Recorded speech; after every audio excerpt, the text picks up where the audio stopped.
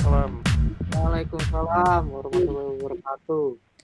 Jadi lo bawain The Power of Type. Nah, teman-teman udah tahu dong pasti type itu apa. Tapi biar kita sama persepsinya, gue kasih definisi simpelnya dulu. Kalau literally itu type itu kan particular group of people, things share similar characteristic. Itu dari Cambridge, dari KBBI, model contoh corak. Nah, kalau dari kita kan computer scientist semua nih.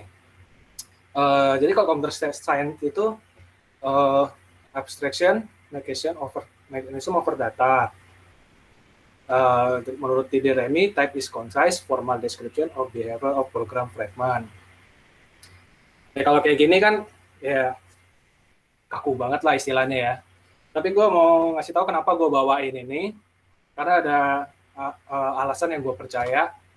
Well type expression do not go wrong. Jadi ini kalau gue ngoding, gue pakai prinsip ini. Karena express yang typed expression itu bisa menghindari bug, bisa mudah dibaca, dan selanjutnya. Ini kenapa bisa begini? Pertama kita harus tahu sejarahnya dulu, kenapa bisa ada type system yang kita sering pakai itu. Dari 1950, awal-awal bahasa programming ya, di Fortran itu udah ada type, cuma tidak spesifik nyebutnya, kadang dipanggilnya mode. Nah, tetapi di Algol 60, bahasa programan yang katanya community based gitu, saintis beranggapan types are born.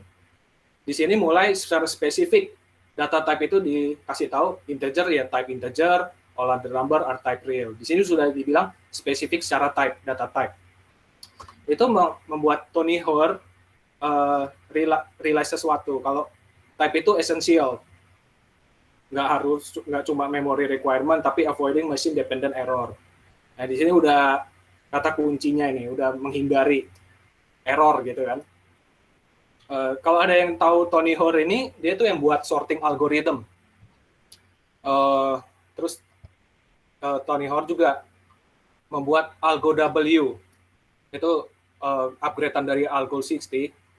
Tapi yang lucu, dia menganggap Algo W itu sebagai billion dollar mistake. Ada yang pernah dengar nggak billion dollar mistake? Ini tentang null reference.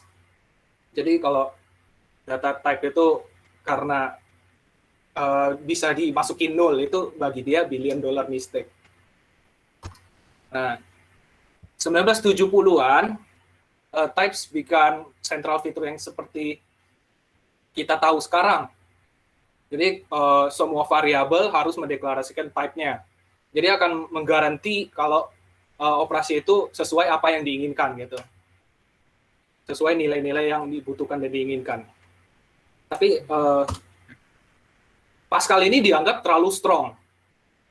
Karena bikin array itu harus nentuin size-nya juga gitu. String dan array harus nentuin strength. Ini jadi terlalu strong. Jadi keyword di sini strong. Ini strong maksudnya apa? Jadi kalau ada scale-nya ya, kalau strong typing itu dan weak typing itu jadi ada perbedaan di situ. Kalau yang weak typing itu ini kan string ya, char atau string ya, tipenya berbeda. Kalau 5 ditambah 5 string ditambah 5 integer atau number, itu jadinya concatenation, dirangkai. Ini kalau weak typing. Tapi kalau strong typing, ya nggak bisa karena type-nya beda. Gitu. Ini contoh lain, kalau weak typing, 4 tambah 7 ya 11, kita tahu. Tapi 4 tambah 7 string, jadinya 47 di concat. Gitu. Tapi kadang ada beberapa bahasa yang aneh juga, 4 dikali 7 string bisa di-convert gitu, jadi integer gitu. Jadi kalau intinya weak typing itu tuh di background-nya itu udah diatur sama programming language-nya. Jadi 4 kali 7 string, oh ini kalau 7 nggak bisa di-concat, jadinya di-convert jadi string jadi integer, jadi 28. Sama kayak boolean, ini tipenya beda, tapi kan kalau boolean itu kan 0 dan 1 lah intinya, isinya kan sebenarnya. Jadi 3, ini false ya, 0 nggak bisa dikurangin apa-apa. Gimana kalau strong typing? Strong typing 4 tambah 7, 11, oke, karena tipenya sama. Tapi kalau udah tipenya beda, ya nggak bisa ngapa-ngapain, gitu. Karena compilernya bakal komplain, ini type-nya beda. Maksudnya lu kayak gimana? Ini harus eksplisit, gitu. Nggak bisa dong sembarangan ngasih beda-bedain type, nanti ya ini jadi kekurangannya strong typing, karena semuanya harus didefinisiin dengan eksplisit.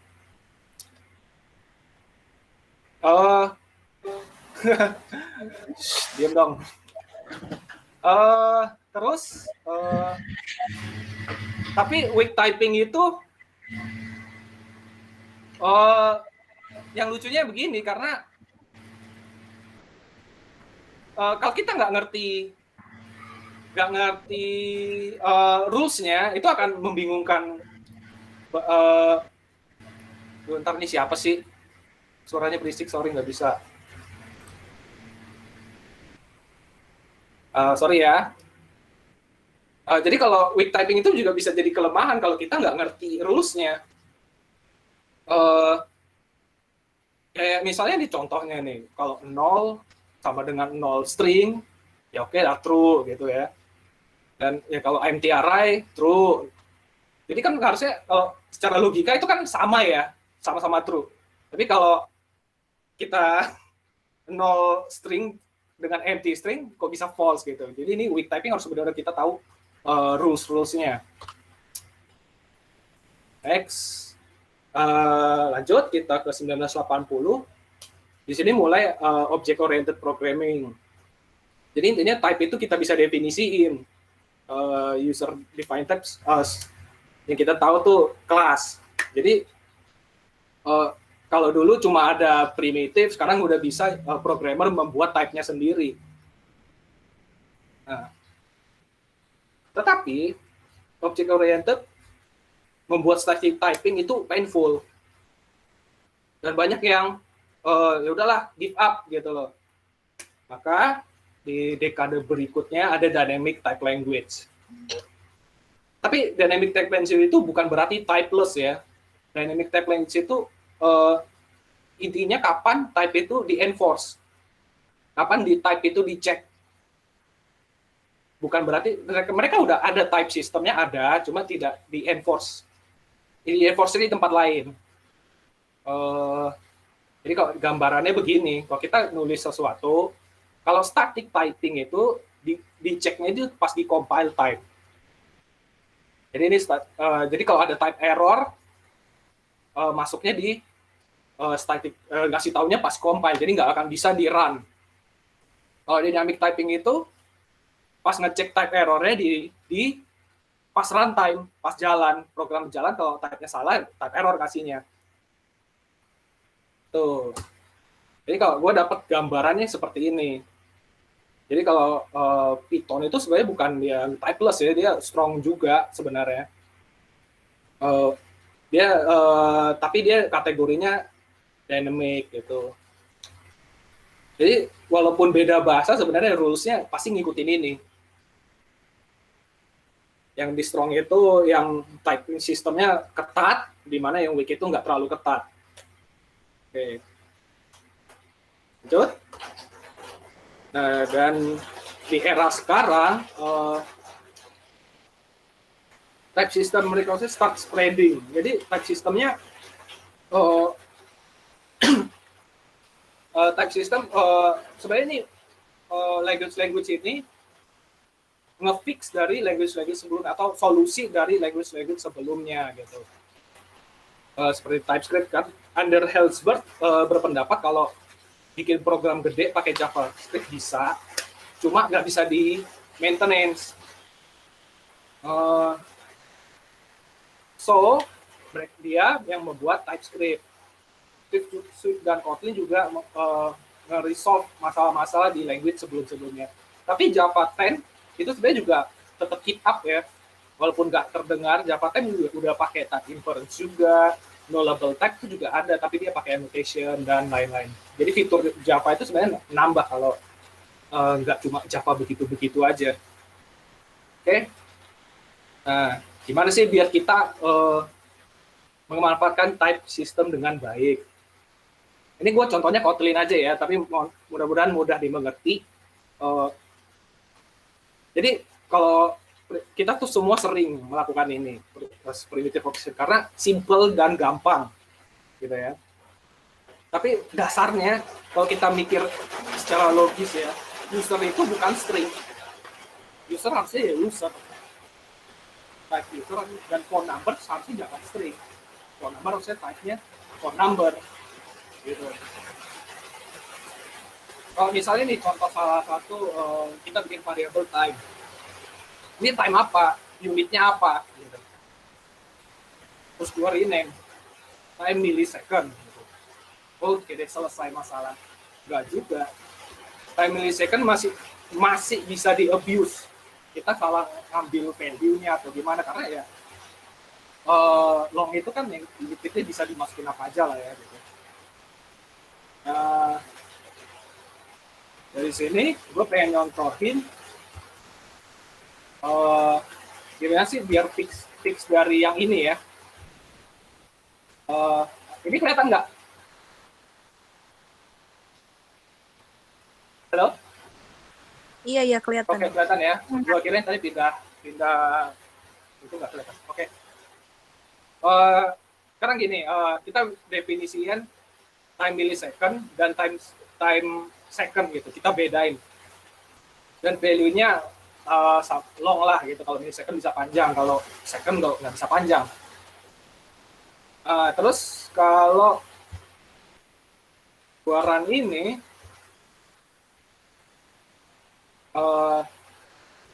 running,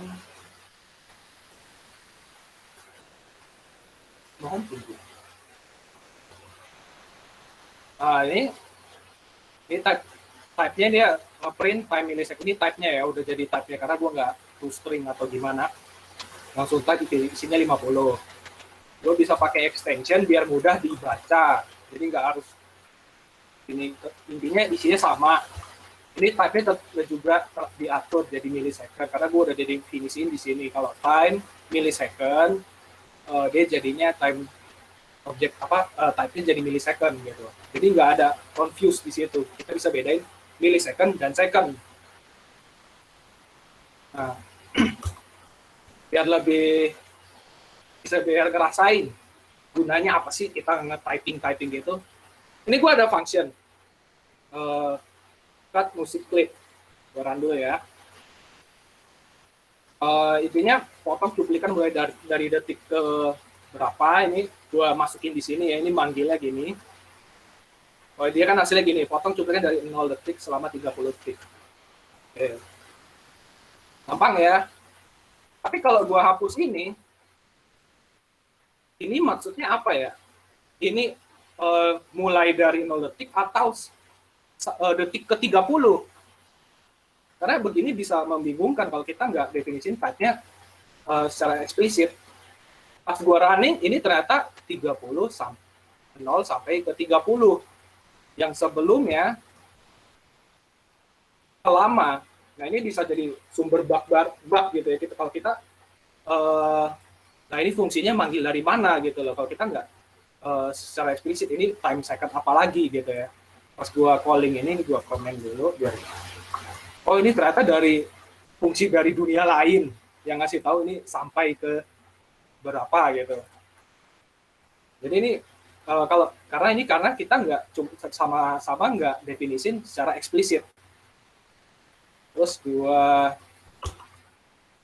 contohin yang benernya. Nah, sekarang gua bikin ada time point in time yaitu detik ke berapa sama time delta. Gue jelasin secara spesifik.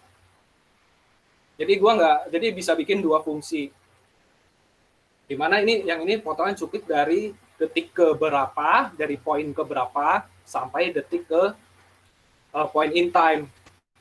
Nah, ini juga kalau dia time-nya delta, gue bisa pastiin kalau ini mulai dari detik ke sekian dan selama, karena ini time delta ini durasi gitu. So ini poin detik ke berapa dan yang ini durasi. Kalau ini pasti dia manggil function ini karena type-nya beda. Ini kalau duration ini kan dia ini duration time second jadi time delta. Gitu. Ini gua run. Jadi kita bisa benar-benar bisa memisahkan gitu. Jadi tidak ada confusion kalau type-nya sama. Terus kalau gue bisa pakai kalau di ini fitur Kotlin ya, gue bisa bikin lebih spesifik, ini 10 detik sampai 100 detik. Dan yang ini bisa 12 detik selama 15 detik. Jadi benar-benar terpisah gitu ya. Nggak ada kebingungan di situ. Mengutip dari, jadi rules-nya begini, don't put a name what can be in type. Kalau contoh millisecond tadi, jangan taruh di name gitu loh. Karena ya menurut Linux Torvald, encoding the type into the name, so-called congruent notation, is brain damage gitu. Compiler itu tahu type-nya apaan gitu, bisa ngecek itunya, ngecek type-nya. Makanya no wonder ini nama merek, itu cari tahu sendiri merek apa. Makanya merek itu membuat program yang bagus. Gitu. Jadi rules-nya don't put any name, what can be in type. Okay. Ini contoh lain, price. Price itu ini ada regular price, ada discounted price ya. Ini functionnya, tapi ini kalau ini kan sebenarnya price sama-sama price ya. Ngapain gue bedain gitu ya? Barang, oh 50.000 rupiah, ini dipotong 30%, karena gue potong di sini by 30%. Itu, ini tetap kayak memisahkan dua value, tapi sebenarnya sama-sama price. Gitu. Kalau better example,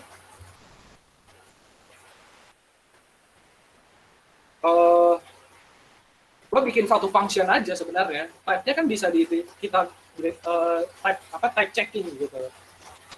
Kalau dia sama-sama price apa gitu. Ini price itu sebenarnya abstrak polymorphism. Jadi yang menganut regular price itu pasti ada regular price, discounted price.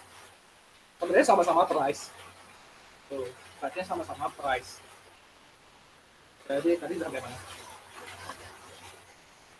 Nah, jadi kalau begini, gue bisa justru malah bisa ngedefinisiin price yang umum gitu.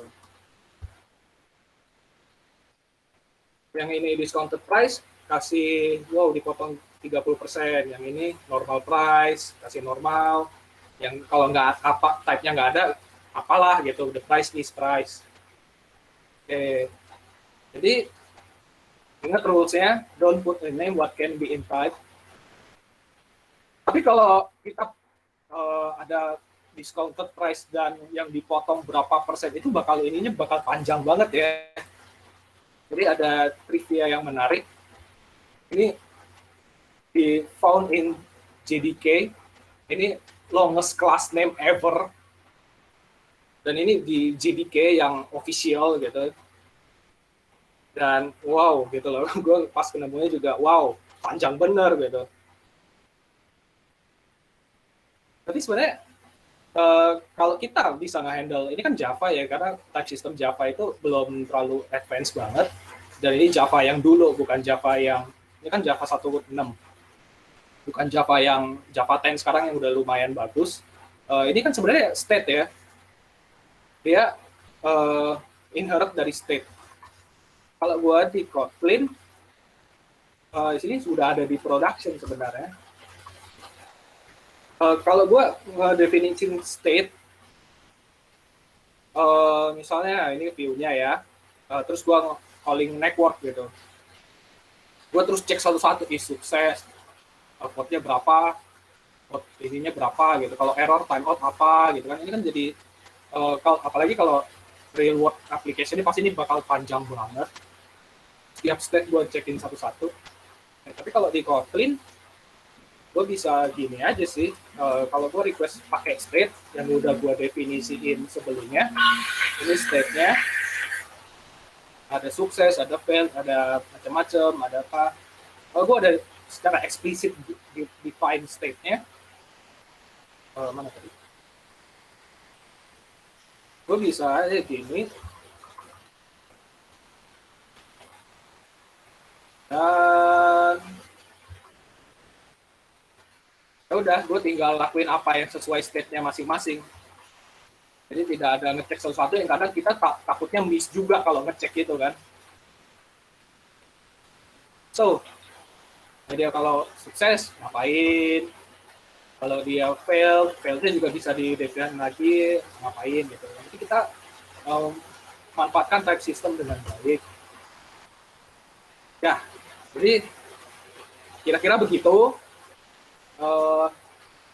Kalau kita to sum up ya, type system itu improve readability. Jadi kita gampang mengkomunikasikan isi tulisan kita gitu, dan ya pasti self documentation. Dan types improve modularity supaya nggak enforce invariant juga, jadi nggak banyak tulis boilerplate dan macam-macam.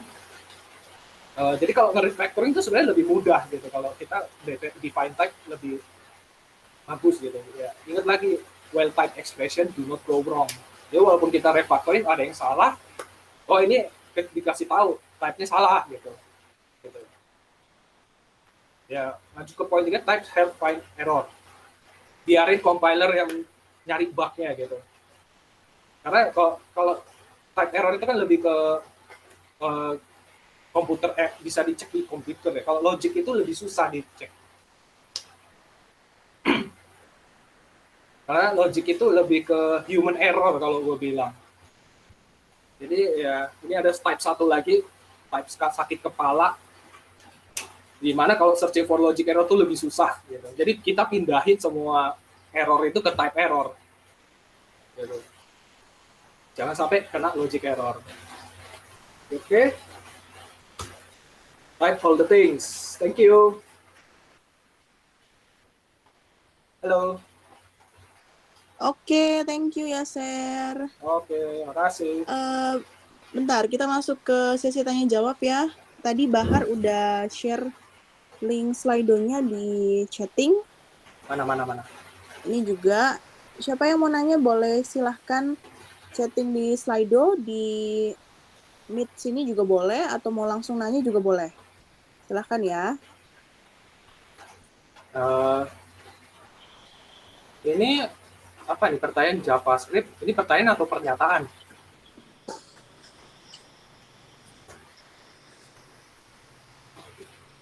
Ini siapa yang ngasih ininya? Pertanyaannya? Boleh diperjelas mungkin? Atau tadi ada yang kurang pengen gue balik dulu gitu, apa yang belum ngerti gue bisa jelasin sih. Iya. Coba dikasih arahannya yang lebih jelas. Mau yang bagian mana dijelasin lagi?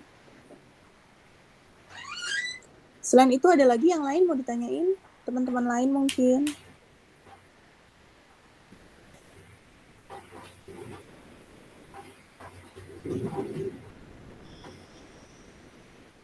Halo. Terlalu boring atau apa nih, jadi nggak ada yang nanya.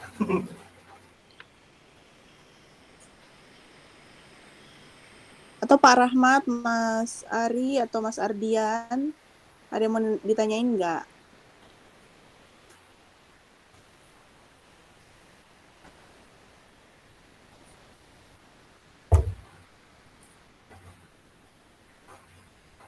Halo. Ya. Ya, ada go static typing. Iya, setuju. Nah, itu ada tuh. Di kita pernah kejadian nggak ya bug yang disebabkan karena type ini? Kita banyak pakai JavaScript.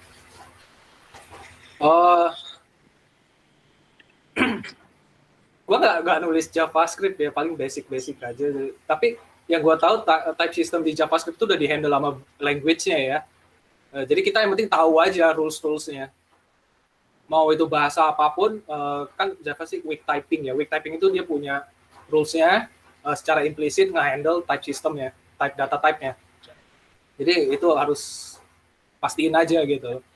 Jadi kalau kita udah ngerti, pasti nggak ketemu bug lah.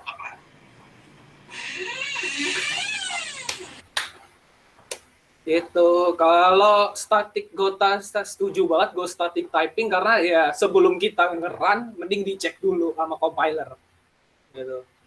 Karena makanya gue selama gue ini ngoding gue pakai static typing dulu semua gitu sebelum gue ke nge-ship ya.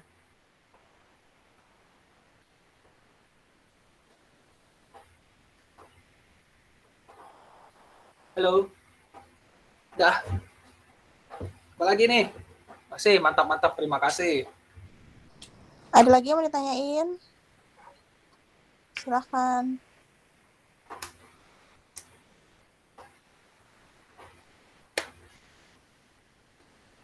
Mungkin gue kasih tahu ini ya. Jelas. Oh ya, ini billion dollar mistake yang tentang null reference. Sebenarnya gini ya, kalau null reference itu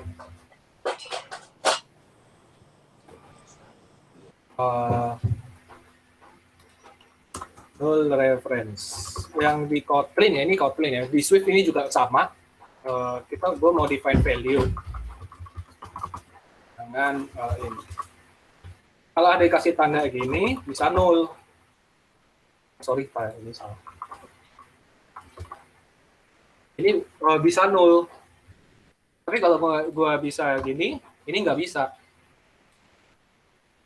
Jadi kalau gue run R compiler complain null karena ini bukan nullable type. Jadi ini solusi dari null pointer exception itu yang di Java dia nggak punya fitur ini. Sebenarnya sih di Java 10 ada, cuma pakai annotation bukan built-in dari language-nya. Gitu.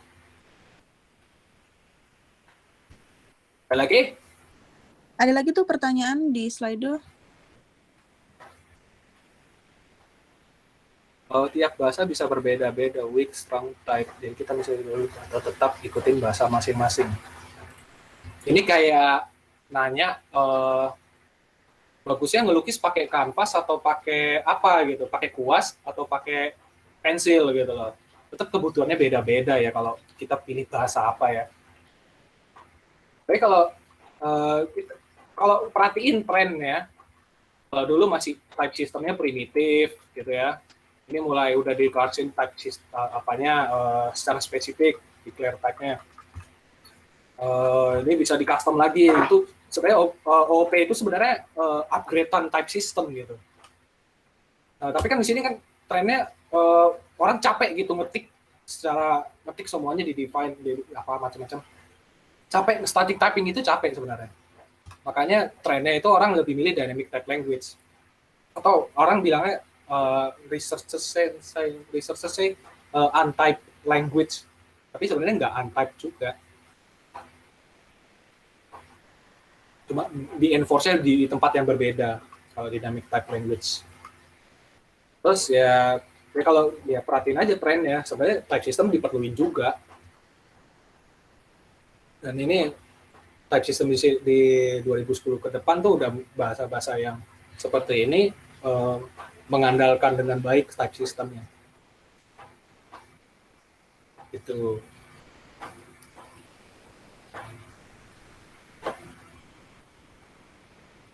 Nah, kalau tiap service bisa bisa terjadi nge-break karena beda types.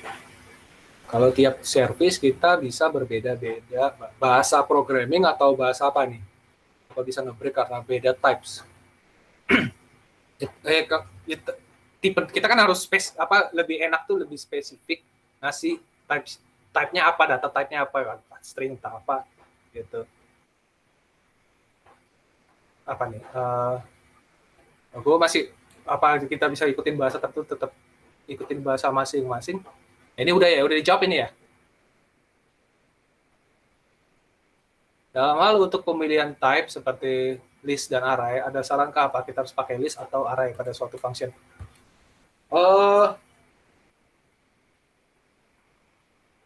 Apa bedanya array sama list? Itu gue juga bingung. Kalau apa bedanya array sama list?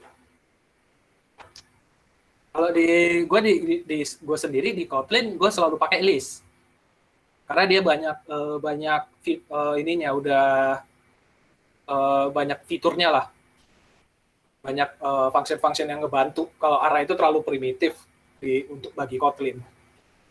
Gitu. Tapi sebenarnya intinya kan is the same but different, but still the same. List atau array. Oke, apa lagi nih ini udah dalam hal gimana Pak kalau tiap service kita, ya itu tadi udah kejawab ya nih, gimana kalau beda tiap service kita bahasa beda-beda. Ini masih gua kurang ngerti apa terjadi ngebreak karena ini bahasa apa ya? Beda-beda bahasa apa? Oh mungkin gini ya, kalau ini contoh yang sering terjadi di Tada Wallet. Kalau kita dapat JSON object, kita tuh nggak tahu ini integer atau double. Double itu bisa koma, integer atau double gitu. Dan kalau sering dikomplain ya sama tim produk, wah ini tiba-tiba JSON exception bla bla bla bla.